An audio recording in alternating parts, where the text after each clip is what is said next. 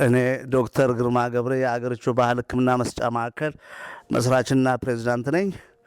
ዛሬ እንግዲህ ልናቀርብ የፈለግነው 18 ዓመት የፈጀ ምርምራችን ዛሬ እንግዲህ 12 ፓተንቶችን አግኝተን በመንግስት ዕውቅና ተሰጥቶ ልማታዊ መንግስታችን ባደረገልን ድጋፍ ከሌላዎቹ ጋር ተወዳድረን በማለፍ አንደኛውን ደረጃ አልፈን ሁለተኛ ዙር ውድድር ለማቅረብ መድኃኒቶቹ በህይወት እንዳሉና እየሰራንባቸው መሆኑን ለማሳወቅ ነው።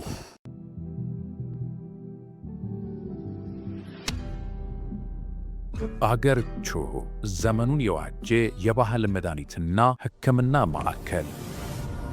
I see an amazing place. Feels like a dream. A place of many wonders and full of life. I open my eyes. Earth is our Pandora. መድኃኒቶቹ ዛሬ መግለጫ ሰጣለሁ።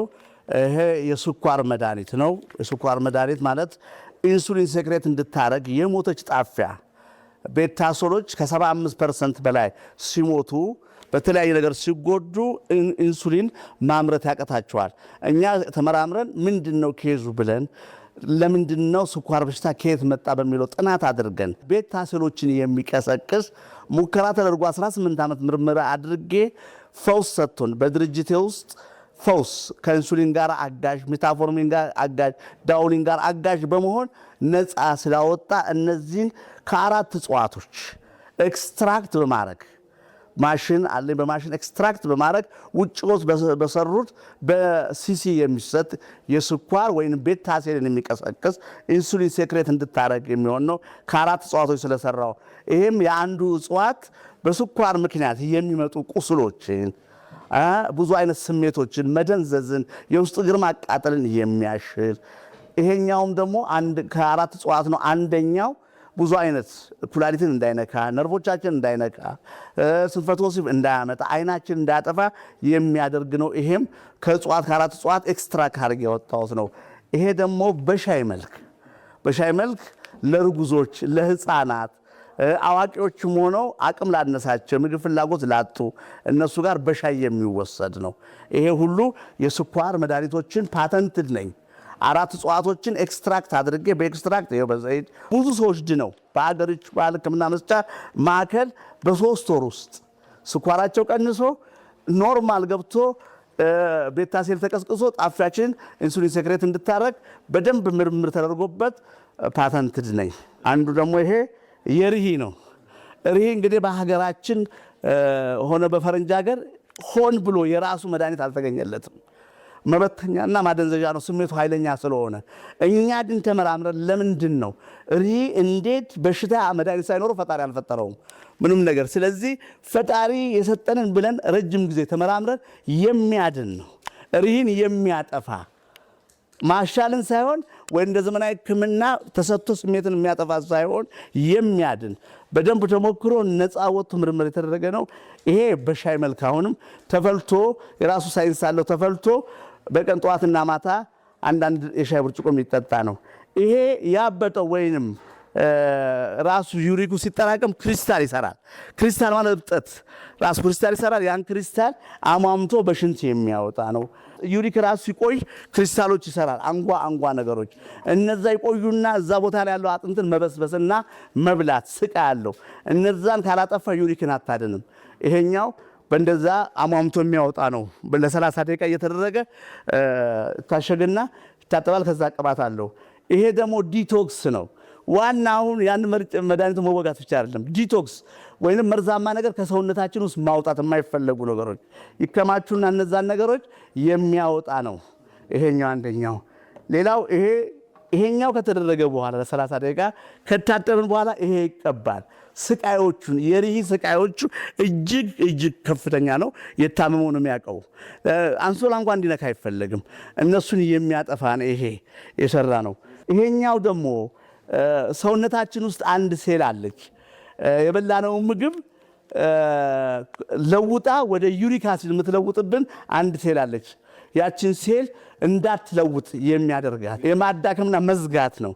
ይሄኛውን የሰራነው እንደዛ አድርገን ይሄም ፓተንትድ ነው። አጥንታችን እንዳይበላ ክሪስታሉ እንዲጠፋ ማዳኛ ነው። ደም ግፊት በአሁኑ ሰዓት ሆነኛ መድኃኒት አልተገኘለትም።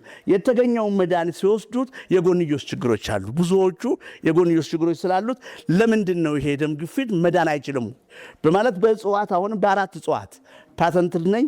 መጀመሪያ የደም ቱቦዎችን መደፈን ማለት ነው። የቀዩ የደም ሴል በቅባት በምንበላው ቅባት ግራጁዋል በረጅም ጊዜ ይደፈንና ወደ ልብ ከልብ ወደ ደም ስሮቻችን ወደ ሰውነት የሚሄደውና ከሚመለሰው ደም እንደፈለግ ሳያልፍ ፑሽ ማድረግ ልብ ላይ ጫና ስለሚያደርግ ያ እንዲቀንስ የደም ቱቦዎች መክፈቻ ነው እነዚህ።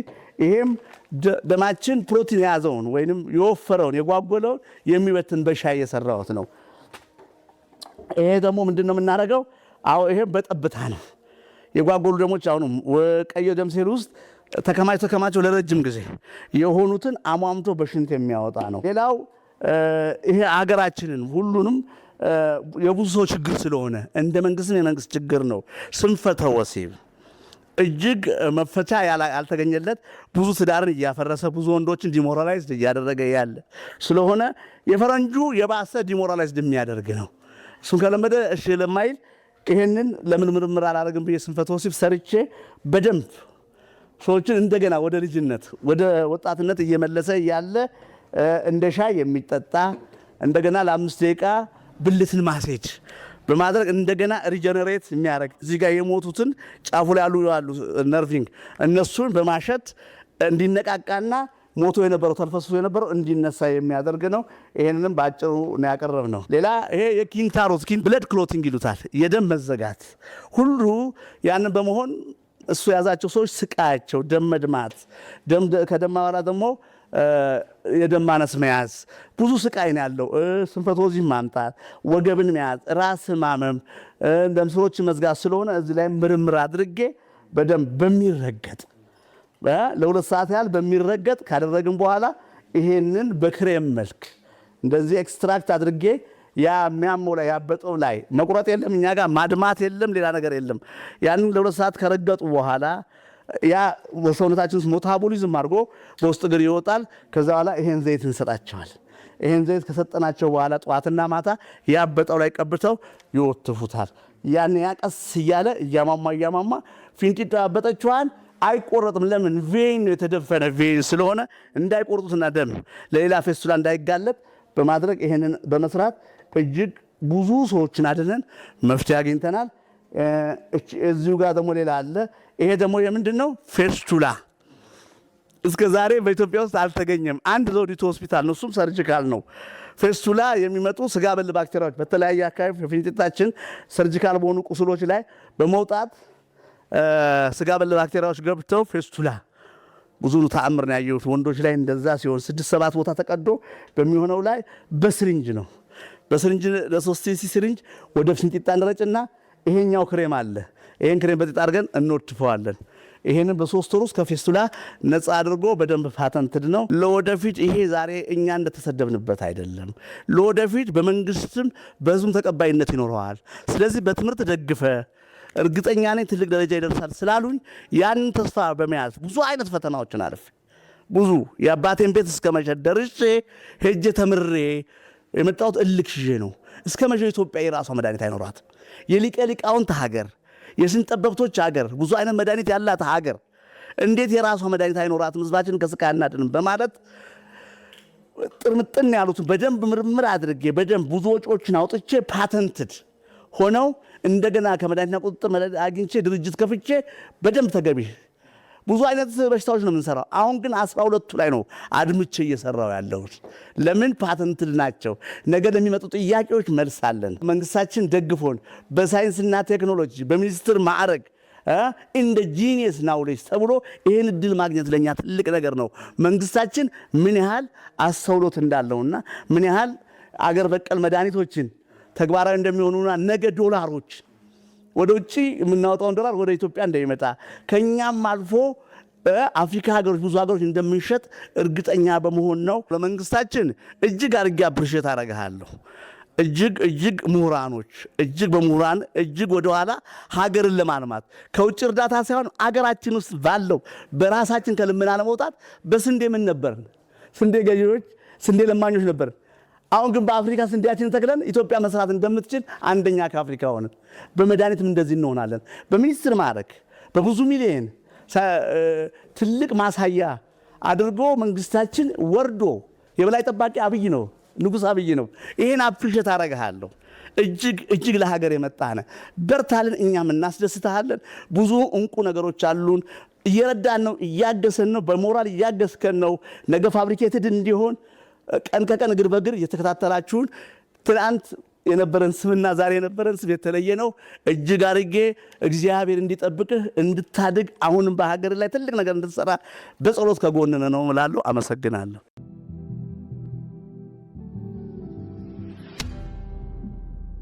አገርቹ ዘመኑን የዋጀ የባህል መድኃኒትና ሕክምና ማዕከል። I see an amazing place. Feels like a dream. A place of many wonders.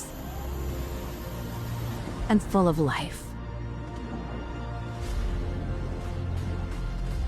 I open my eyes. Earth is our Pandora.